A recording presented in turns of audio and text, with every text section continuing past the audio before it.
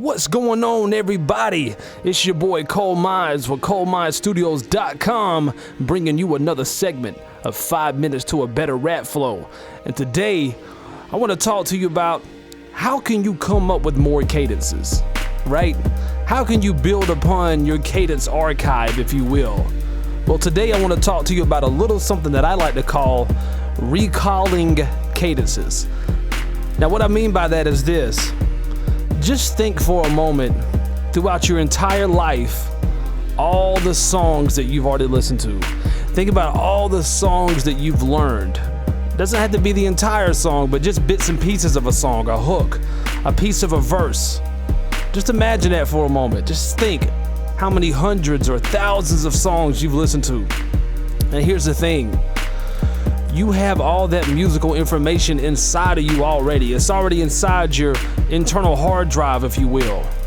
And so recalling cadences is the technique or the practice of recalling that information, thinking of all the different songs that you know and pulling from them songs to give you inspirational ideas for different cadence ideas. This also works with hooks when you're trying to come up with melodies and things of that nature.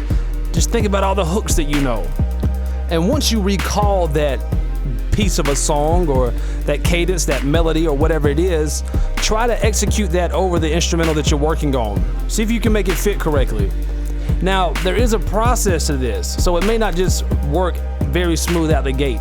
There is a process to it. One thing you need to keep in mind is the difference in tempo from the song that you're referencing and the instrumental that you're working over. Okay, so the more dramatic of a difference there is in tempo, the more different it's going to sound, basically.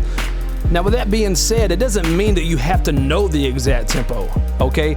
Just trust your feeling. You'll be able to tell if it just sounds way too off. And that's an indication that there may be a tempo difference, a dramatic tempo difference. But one way you could still possibly make it work, it's not 100% fail-proof, but one thing you can do is try to do it either in double time or a normal time difference. So for an example, if something that you're referencing it's really fast, and now that you're trying to do it over this other instrumental, it seems very slow, you may want to try to do it in double time and see if that fixes it. Or vice versa, if what you're referencing is really slow, but the way you're trying to do it over the track is really fast and it doesn't sound right, then try converting it from that double time speed it may be from the reference track and doing it in normal time to the track you're working on. I can't adequately express how huge this technique is. It unlocks a whole new world of possibilities of what you can do musically over a track by just thinking about all the songs you already know. See, one of the things that can hold us back as artists the most is our own egos. We have it in our mind that we want to be so original, therefore we don't want to be influenced by any outside sources because we want to be so original. But here's the deal breaker with that, okay? Is the fact that you're rapping is not original. There's been almost 40 years of people rapping before you. No matter what words that you come up with to rhyme with, just imagine how many times it's already been rhymed already, all right? And even with cadences, any cadence that you come up with, you're pulling that cadence from something you've already learned at some point in time in your life, whether you realize it or not. So this is the thing that's going to help you out the most. There's no limit to how much you can learn. So use all the music you love, use all the music you enjoy, and use that for inspiration, because if you like a piece of music, that means it's already tapping into your personal taste. It's already tapping into your personal flavor, your personal style. And so the best thing you can do is use that to your advantage. Now, to show you how powerful this technique is, I'm going to go all the way back and reference a song that you likely knew when you was a kid. At the time when you were still eating boogers and thinking girls had cooties, you learned this song, and it's a song called the ABCs, okay? Even Little Yachty recently was grilled because a lot of his cadences was similar to the ABCs. They were calling it like Dr. Seuss's rhymes. But don't let the simplicity of this fool you. This is showing you the technique of what I'm telling you you can do with any song. I'm just taking a song that pretty much everybody knows that goes all the way back to childhood. So grab your animal crackers or your goldfish crackers and watch this example I'm about to give you. I'm going to do the ABCs first in normal time, and then I'm going to do it in double time. All right, check it out.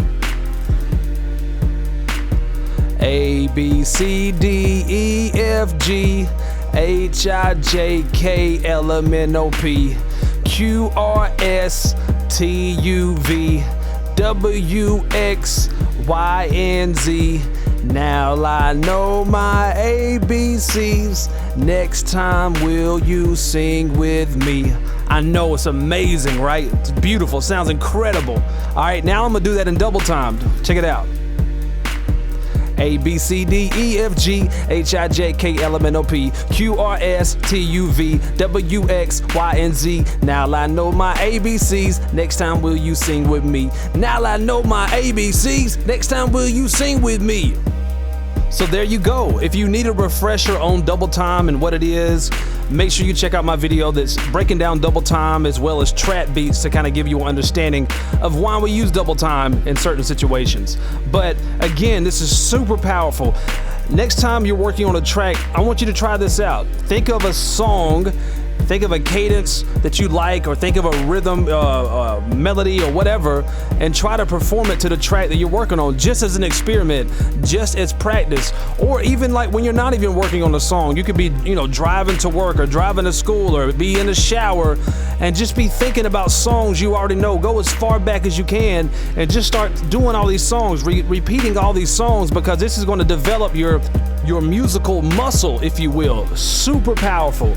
The more you do this, the more of these cadences, the more of these melodies will be in the forefront of your mind, and it's going to give you a lot more versatility when you're working on your next song. So I hope this was helpful to you.